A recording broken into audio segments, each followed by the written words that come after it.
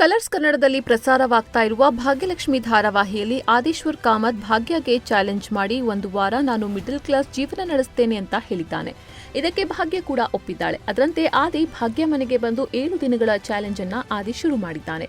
ಮನೆಯಲ್ಲಿ ಏನ್ ಹೇಳಬೇಕು ಅಂತ ತಿಳಿಯದೆ ರಾಮದಾಸ್ ಬಳಿ ಪ್ರಾಜೆಕ್ಟ್ ವಿಚಾರವಾಗಿ ಒಂದು ವಾರ ಹೊರ ಹೋಗ್ತಾ ಇದ್ದೀನಿ ಅಂತ ಸುಳ್ಳು ಹೇಳಿ ಡ್ರೆಸ್ ಎಲ್ಲ ಪ್ಯಾಕ್ ಮಾಡಿಕೊಂಡು ಭಾಗ್ಯ ಮನೆಗೆ ಸೂಟ್ಕೇಸ್ ಹಿಡ್ಕೊಂಡು ಬಂದಿದ್ದಾನೆ. ಇದಕ್ಕೆಲ್ಲ ಕಾರಣವಾಗಿದ್ದು ಆ 25 ಲಕ್ಷ ರೂಪಾಯಿ. ಆದೀಶ್ವರ್ ಹಾಗೂ ತಾಂಡವ್ ಬಿಸಿನೆಸ್ ಪಾರ್ಟ್ನರ್ಸ್ ಆಗಿದ್ದಾರೆ. ಪ್ರಾಜೆಕ್ಟ್ ಪ್ರೆಸೆಂಟೇಷನ್ ಸಂದರ್ಭದಲ್ಲಿ ಬಹುಮುಖ್ಯ ಫೈಲ್ ಒಂದನ್ನು ತಾಂಡವ್ ಮಿಸ್ ಮಾಡಿಕೊಂಡಿದ್ದ. ಅದೇ ಫೈಲ್ ಅನ್ನು ಭಾಗ್ಯ ಸರಿಯಾದ ಸಮಯಕ್ಕೆ ತಂದುಕೊಟ್ಲು. ಭಾಗ್ಯ ಸಮಯ ಪ್ರಜ್ಞೆಯಿಂದ ಪ್ರಾಜೆಕ್ಟ್ ಓಕೆ ಆಯಿತು. ಹೀಗಾಗಿ ಭಾಗ್ಯಗೆ ಪ್ರಾಜೆಕ್ಟ್ನಲ್ಲಿ ಪಾಲು ಕೊಡುವ ರೂಪದಲ್ಲಿ 25 ಲಕ್ಷ ರೂಪಾಯಿಯನ್ನು ಆದಿ ನೀಡಿದ್ದಾನೆ. ಆದರೆ ಆ ಹಣವನ್ನು ಸ್ವೀಕರಿಸಲು ಭಾಗ್ಯ ತಯಾರಿಲ್ಲ. ಹೆಚ್ಚು ದುಡ್ಡಿನಿಂದ ಭಾರವಾಗ್ತಾ ಇದೆ ಅಂತ ಭಾಗ್ಯ ಪದೇ ಪದೇ ಹೇಳಿದ್ಲು.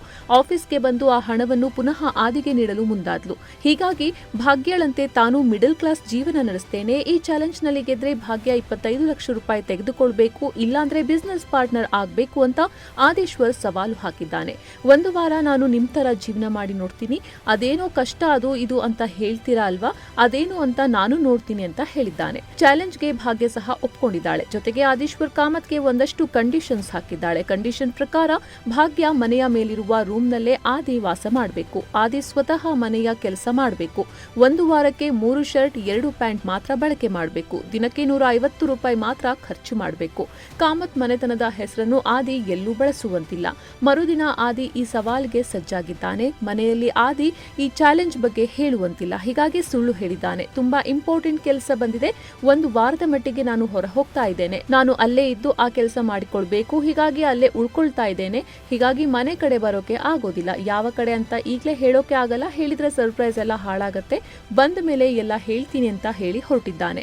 ಬಳಿಕ ಭಾಗ್ಯ ಮನೆಗೆ ಸೂಟ್ಕೇಸ್ ಹಿಡಿದುಕೊಂಡು ಬಂದಿದ್ದಾನೆ. ಆದಿ ಬರಲ್ಲ ಅಂತ ಭಾಗ್ಯ ಅಂದುಕೊಂಡಿದ್ಲು. ಆದ್ರೆ ಆದಿ ಬಂದಿರೋದನ್ನ ನೋಡಿ ಆಕೆಗೆ ಶಾಕ್ ಆಗಿದೆ. ಕುಸುಮ ಸೇರಿದಂತೆ ಮನೆಯವರೆಲ್ಲ ಮತ್ತೊಮ್ಮೆ ಆದಿ ಬಳಿ ಇದೆಲ್ಲ ಬೇಡ ಅಂತ ಹೇಳಿದ್ದಾರೆ. ಅದಕ್ಕೆ ಆದಿ ನನಗೆ ಗೊತ್ತು ನಿಮ್ಗೆಲ್ಲ ಇದು ಇಷ್ಟ ಇಲ್ಲ ಅಂತ, ಆದ್ರೆ ಇದನ್ನು ನಾನು ಮಾಡಲೇಬೇಕಿದೆ ಅಂತ ಹೇಳಿದ್ದಾನೆ. ಬಳಿಕ ಭಾಗ್ಯ ಆದೀಶ್ವರ್ಗೆ ಉಳಿದುಕೊಳ್ಳಲು ರೂಮ್ ಕೀ ಕೊಟ್ಟಿದ್ದಾಳೆ. ಮತ್ತೊಂದೆಡೆ ಅತ್ತ ಆದೀಶ್ವರ್ ಆಫೀಸ್ನಲ್ಲಿ ಪ್ರಾಜೆಕ್ಟ್ ವಿಚಾರವಾಗಿ ಇಂಪಾರ್ಟೆಂಟ್ ಮೀಟಿಂಗ್ ಏರ್ಪಡಿಸಲಾಗಿದೆ. ಆದೀಶ್ವರ್ ತಾಂಡವ್ಗೆ ಕಾಲ್ ಮಾಡಿ ನಾನು ಬರೋದು ಸ್ವಲ್ಪ ತಡವಾಗಬಹುದು, ನೀವೇ ಮ್ಯಾನೇಜ್ ಮಾಡಿ ಅಂತ ಹೇಳಿದ್ದಾನೆ. ಆದರೆ ಮೀಟಿಂಗ್ ಶುರುವಾಗುವ ಹೊತ್ತಿಗೆ ಎಲ್ಲರೂ ಆದಿ ಎಲ್ಲಿ ಅಂತ ತಾಂಡವ್ ಬಳಿ ಕೇಳಿದ್ದಾರೆ. ಅತ್ತ ತಾಂಡವ್ ಎಷ್ಟು ಕಾಲ್ ಮಾಡಿದ್ರು ಆದೀಶ್ವರ್ ಫೋನ್ ಪಿಕ್ ಮಾಡ್ತಾ ಇಲ್ಲ.